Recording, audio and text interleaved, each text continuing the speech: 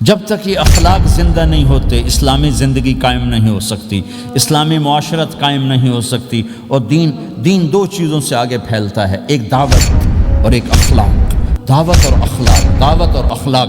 دعوت نہیں ہوگی تو اخلاق وہیں پڑے رہ جائیں گے، اخلاق نہیں ہوگی تو دعوت کوئی قبول نہیں کرے گا۔ میرے نبی نے کتنے معجزے دکھائے مکے میں، نہیں کلمہ پڑھا۔ بدر میں ان کے 70 مارے گئے، فرشتوں کو دیکھا، جبریل کے گھوڑے کی آواز سنی، کلمہ نہیں پڑھا۔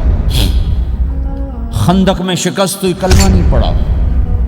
پانی نکلتے دیکھا انگلیوں سے، کلمہ نہیں پڑھا۔ ایک بکرے کا ایک بازو پکایا، ایک بازو بکرے کا، ایک اگلا جو بازو ہوتا، اور 40 آدمیوں نے کھانا کھایا اور ایک بوٹی کم نہیں ہوئی، ایک بوٹی کم نہیں ہوئی، کلمہ نہیں پڑھا۔ لیکن جب میرے نبی نے کہا جاؤ معاف کیا تو سارے ہی کلمہ پڑھ گئے کہ واقعہ یہ اخلاق نبی کے ہو سکتے۔ حنین کی جنگ میں جب بھاگے لوگ، شکست ہوئی، تو ایک صحابی کا بھاگتے ہوئے پاؤں ہمارے نبی کے پاؤں پر آیا، اور جوتا سخت تھا، تو آپ نے کہا اوجعتنی، اور آپ کے ہاتھ میں چھڑی تھی، آپ نے اس کو یوں ماری، کہا اوجعتنی، ارے تو نے مجھے کتنا زیادہ درد پہنچایا، دکھ پہنچایا۔ وہ بیچارے پگھل کے رہ گئے اور پریشان ہو گئے، اور فرماتے ہیں سارا دن میں پریشان، ساری رات پریشان کہ اللہ کے نبی کو میں نے تکلیف پہنچائی، اب میرا کیا بنے گا۔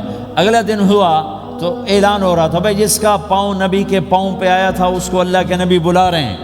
تو صحابی کہنے لگے میں نے سمجھا بس اب میری تو دنیا بھی گئی اور آخرت بھی گئی، اب میرے اوپر کیس بنے گا اور مجھے ڈانٹ ڈپٹ بھی ہوگی، میرا کتنا بڑا گھاٹا نقصان ہوگا۔ یہ حاضر ہوئے ڈرتے ڈرتے، تو آپ نے فرمایا میرے بھائی کل میں نے تمہیں چھڑی ماری تھی، وہ مجھے معاف کر دینا، اور یہ 80 اونٹ تمہیں ہدیہ دیتا ہوں، 80 کیملز یعنی 80 پراڈو، 80 رینج روور کا یہ میری طرف سے تمہیں ہدیہ ہے۔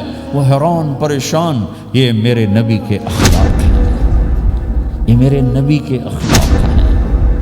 کانٹے بچھانے والی نے 4 دن آنا چھوڑ دیا، بیمار ہو گئی تھی، تو آپ نے کیا بات ہے، وہ ہمارے راستے میں اب کانٹے کوئی نہیں ہیں، کہا یہ وہ بیمار پڑی ہے جو کانٹے بچھاتے تھے۔ تو آپ اس کے گھر چلے گئے، ماں جی خیریت تو ہے، آپ ٹھیک تو ہیں؟ کہا بیٹا مجھے کلمہ پڑھا دے، بس تیرے اخلاق نے مجھے فتح کر لیا۔